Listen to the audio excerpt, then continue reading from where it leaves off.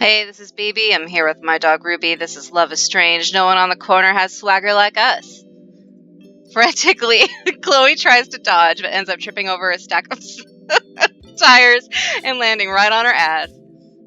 Damn it. She sinks back into the pile of rubber in defeat. Yeah, you're goddamn right. You think you could play with me? We're all sweaty, you know. Hey, Chloe, maybe we should stop. You're looking pretty... Max, don't say it. Tired, but she pushes herself into a standing position and pats down her pockets. I'm not high enough to deal with this right now. Come with me.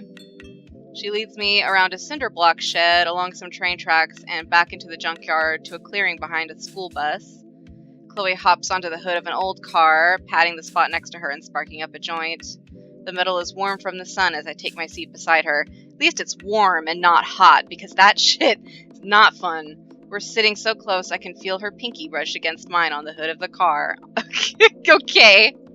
I reach over and hook my finger over hers, watching the slow smile that spills across her face. That's so cute!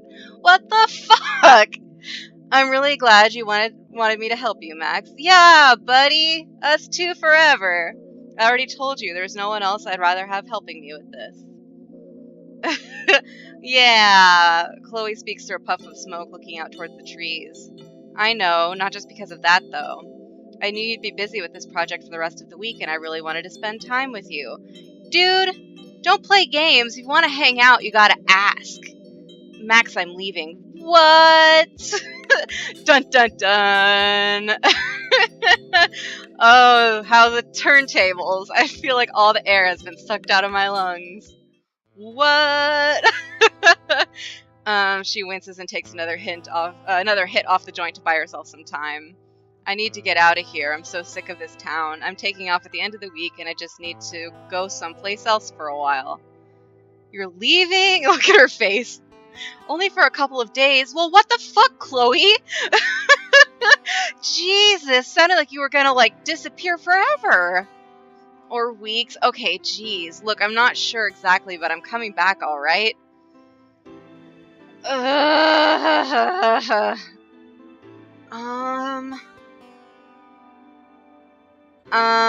I genuinely don't know what response to give here.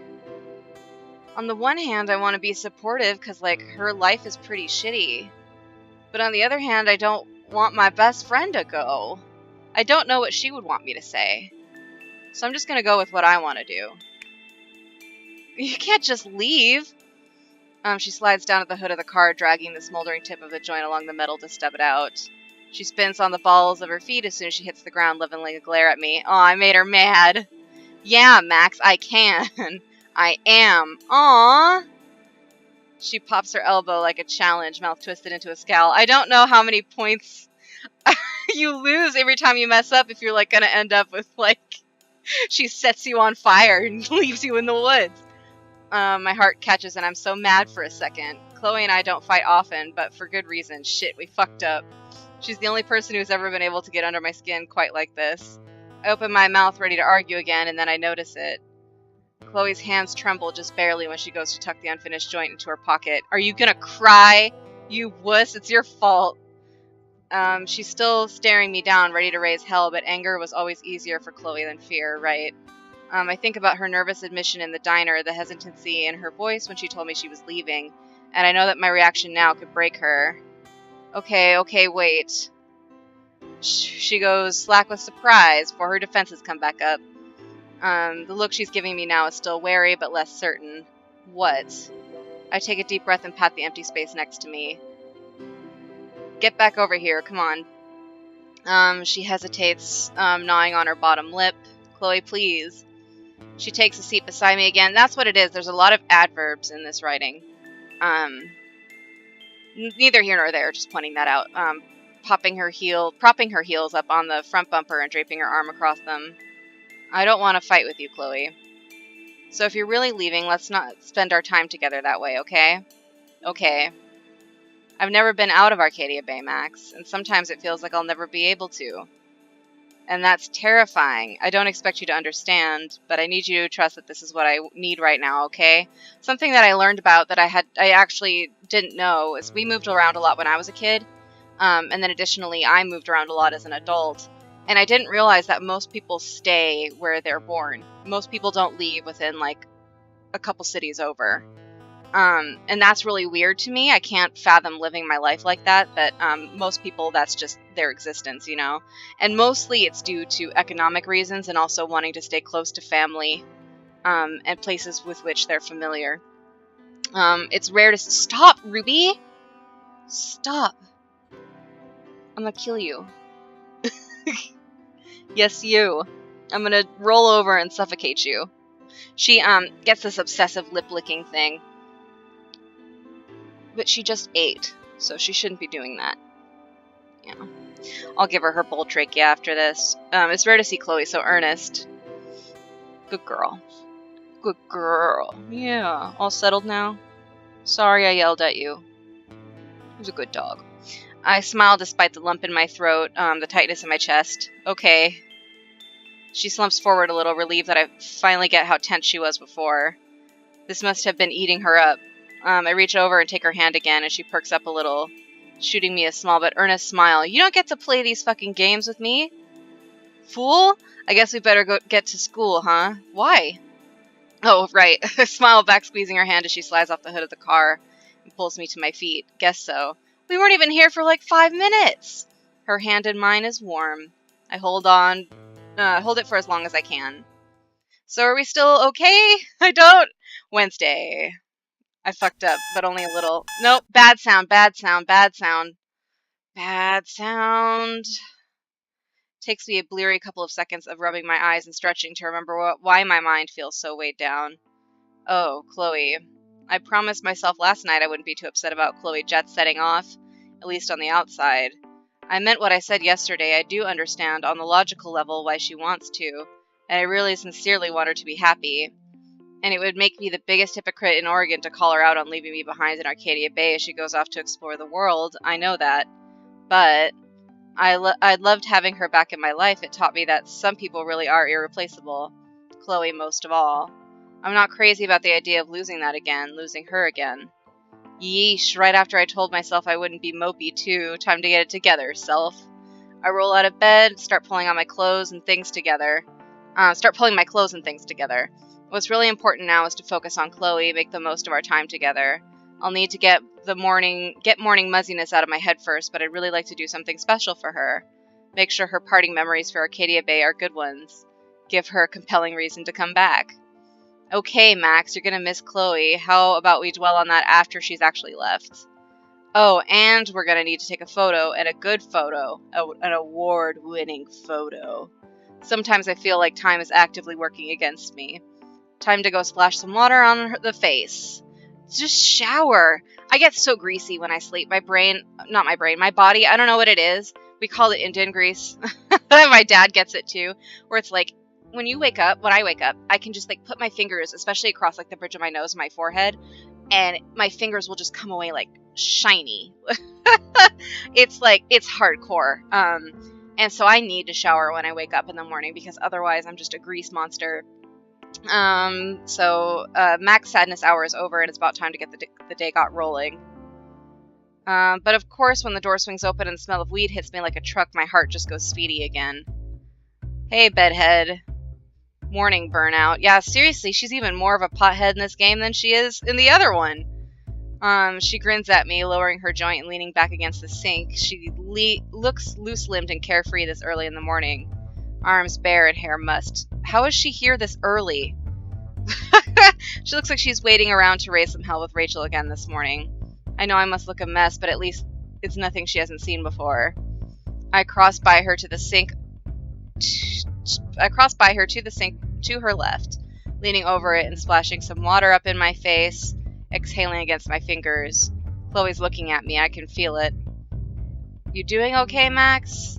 I straighten up and glance at her before patting off my face. Yeah, I'm fine. You know I'm not a morning person. Who is? Still, she's looking at me a little searchingly. Her joint glows ever red between her fingers. You sure, though? Your eyes are kinda... She makes a vague gesture with her hands, indicating my entire face, which isn't exactly helpful. All smudgy-like, too small. Thanks, you're high. Fuck, don't give me choices like this. I genuinely don't know what to do. I'm gonna start fucking shit up now. Honesty is the best policy, in my humble onion. But I did that last time and she got mad. I don't know, you guys. I don't know. Give me a minute. Give me a minute.